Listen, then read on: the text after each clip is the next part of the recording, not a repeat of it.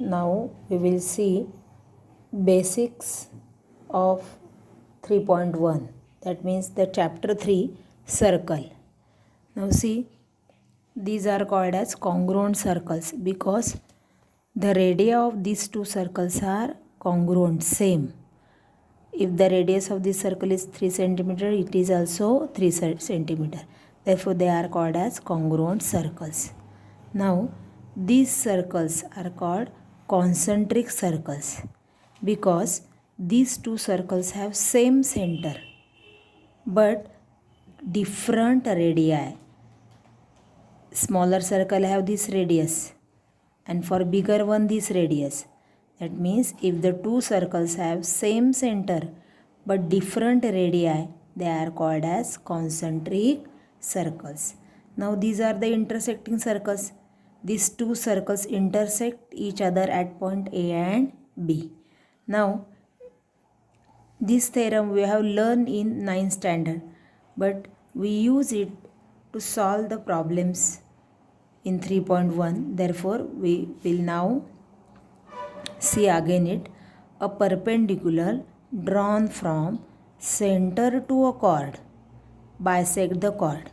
That means if O is the center of the circle, AB is the chord of a circle, and if OM is perpendicular to AB, if OM is perpendicular to AB, then segment AM must congruent to segment BM. That means if we draw a perpendicular from center to a chord, it bisect the chord. That means if OM is perpendicular to AB, AM must congruent to BM. Now its converse also we have seen in 9th standard, its theorem also, but we will now see again. A segment joining the midpoint of a chord, a segment joining the midpoint of a chord and center of a circle is perpendicular to the chord. That means see, suppose O is the center of the circle, AB is the chord, and if M is the midpoint of segment AB, then AM must congruent to BM. If AM is congruent to BM, then OM must perpendicular to chord AB. If M is the midpoint of segment AB, then OM must perpendicular to segment AB. Also, these two theorems are we have seen in 9th standard. Which are they? If two chords are congruent, see, this is the circle with center O, and AB and CD are the two chords. If these two chords are congruent, then they are equidistant from the center. That means OP must congruent to OQ. If the two chords are congruent, they are equidistant from center. That means OP distance and OQ distance must be same. Converse of this theorem is also true. What is that? If two chords are equidistant from the center,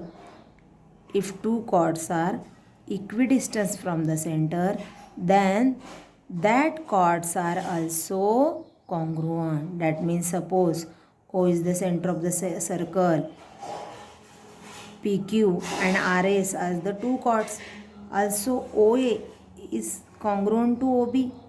That means these two chords are equidistant from the center. OA equal to OB means the two chords are equidistant from the center. And then the chords must be also congruent. That means if the two chords are congruent, they are equidistant from the center.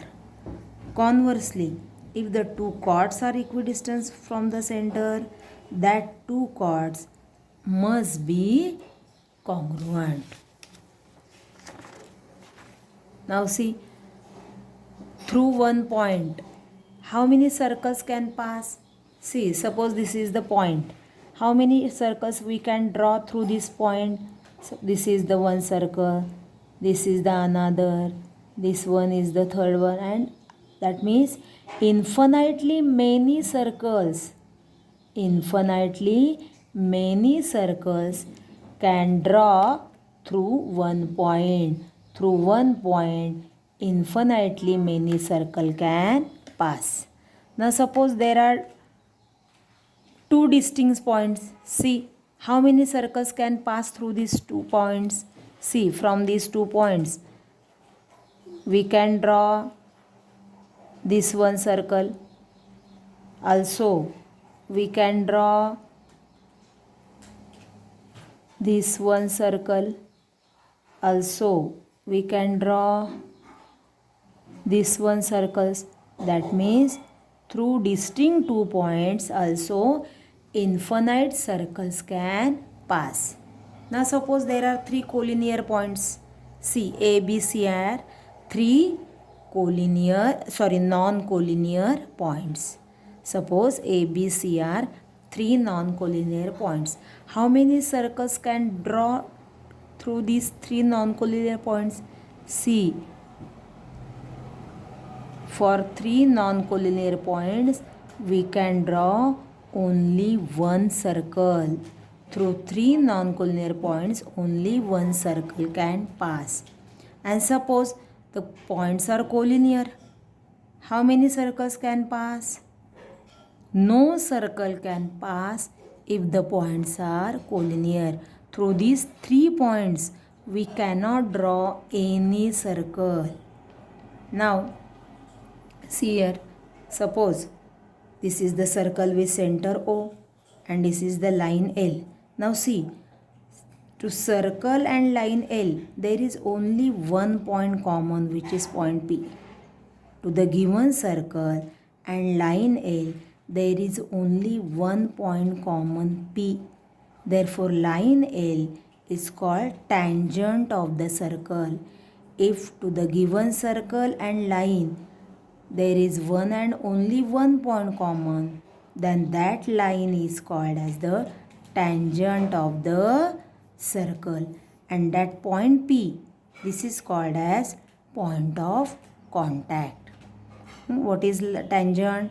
If the given circle and the line there is one and only one point common, then that line is called the tangent of the circle. And this point P is called the point of contact. Now see figure here, O is the center of the circle and line M intersect circles in how many points? 2 points P and Q. Line M intersects circle in how many points? 2 points P and Q. Then this line M is called secant of the circle. This line M is called secant of the circle. Now we will see theorem which is called as a tangent theorem. Now see, what is the tangent theorem? What is the statement? A tangent at any point of a circle, a tangent at any point of a circle is perpendicular to the radius at the point of contact. Now see, O is the center of the circle. Line L is tangent of the circle at which point? At P. Then we have to prove that this tangent is perpendicular to the radius. This tangent is perpendicular to the radius. Now see, its proof is not for the exam. Its proof is not for the exam. We have to use this theorem in solving the problem. It is called as tangent theorem. What is tangent theorem? A tangent at any point of a circle is perpendicular to the radius. Tangent is always perpendicular to the radius. Tangent line means tangent is always perpendicular to the radius. It is called as a tangent theorem. Now the converse of tangent theorem we will see now. What is the converse of tangent theorem? A line perpendicular to the radius. A line perpendicular to the radius at its point on the circle is tangent to the circle. That means we have given that O is the center of the circle. Segment OA, what is this? Segment OA is the radius, and this line L is perpendicular to the radius. Line L is perpendicular to the radius. Now what we have to show that this line L is tangent to the circle. That means this line L is nothing but the tangent of the given circle. That means line L is tangent to the circle. Now see proof. Take any point P. Take any point P other than A on line L. Take any point P other than A on line L. Now draw segment OP. Now draw segment OP. Now draw segment OP. Now see, triangle OAP is a right angle triangle. It's a right angle triangle. And see, for right angle triangle OAP, OP is the hypotenuse. Segment OP is the hypotenuse. And we know that hypotenuse is the biggest side in right angle triangle. Therefore, segment OP is greater than segment OA. That means segment OP is greater than OA means nothing but the radius. That means segment OP is greater than radius. Therefore, what we can write? Point P cannot be on a circle because segment OP is greater than radius, and therefore point P cannot be on a circle.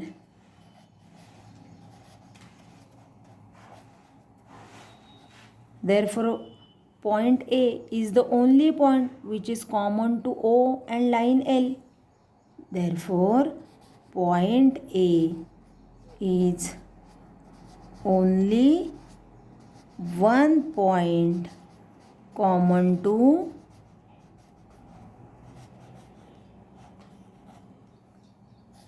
line and circle, and therefore since point A is the only one point common to line L and circle, the line L is the tangent of the given circle. Line L must be a tangent of the circle. Now see, test of congruence also we have seen in 9th standard. Test of congruence, when we say that two triangles are congruent, for that there are 5 tests. Which tests are they? SAS test, ASA test, SSS test, AAS test, and hypotenuse side test. These 5 tests we have learned in a 9th standard, but for solving examples, problems, we need this. Therefore, we have write down here. Now see, if a point is on a circle, see this is the circle, say with center O. If point P is on a circle, how many tangents we can draw? We can draw only one tangent. We can draw only one tangent. See this. If the point is on a circle, we can draw only one tangent. But see, if the point is outside the circle, if the point is outside the circles, how many tangents we can draw? if the point is outside the circle, how many tangents we can draw? See, from this point P, we can draw this one tangent, and also we can draw this one tangent. That means if the point is outside the circle, how many tangents we can draw? 2 tangents can be drawn to the given circle. If the point is outside the circle, 2 tangents can be drawn.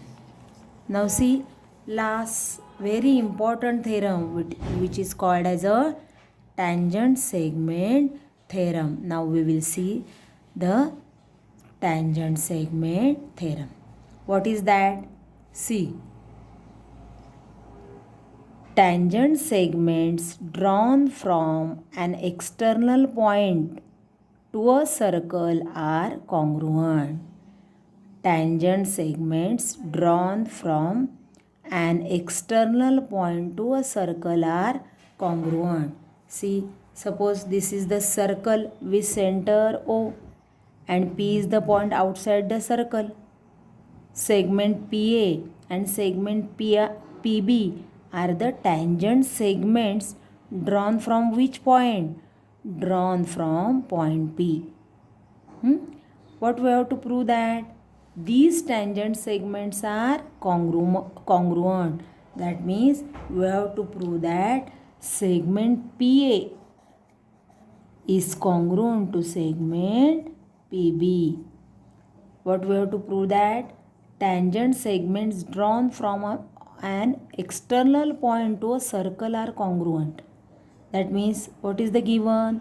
O is the center of the circle and segment PA and segment PB are the tangent segments drawn from which point? P.